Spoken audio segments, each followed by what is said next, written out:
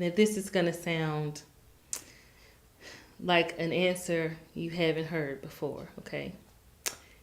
The city should become more proactive about being the city of the arts and encourage arts programs in schools so that it decreases the dropout rate at our different schools, because when you implement arts programs, it encourages children to stay in school because they're interested, they have something to do, because usually the ones who are dropping out are the ones who don't function in that traditional setting and they do better in an arts curriculum. So if we can encourage our students to stay in school, then they're more likely to go on to colleges, and they don't have to even leave the city to go to a good college. They can go to Wake Forest, which is an amazing school. Winston-Salem State is awesome. You know, we've got Salem, we've got the technical colleges, so they could stay in their own community and go to school. So a college education is there for them. So they're less likely to commit those crimes. They're more likely to go into home ownership, and then we're more likely to increase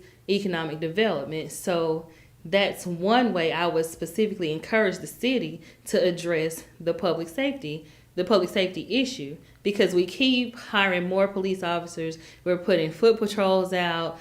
And the only thing the main thing that's happening is that people are feeling either that they're being intimidated. There's a lack of trust between community residents and the police department. So until you build that trust, then you can't really expect any solutions to come out of that. Now, at the same time, I would also work with the police chief to have officers work those same shifts so that they in the same community, so that they get to know who's in the community. Now, if we go back to economic development, if we put a coffee shop in the higher crime areas, and the police officers, when they change shifts, if they need to stop and get coffee or donuts, if they change shifts at those coffee shops, then people would get to know them. They would then be able to talk to them, and they would feel that they could tell them about different crimes that are going on.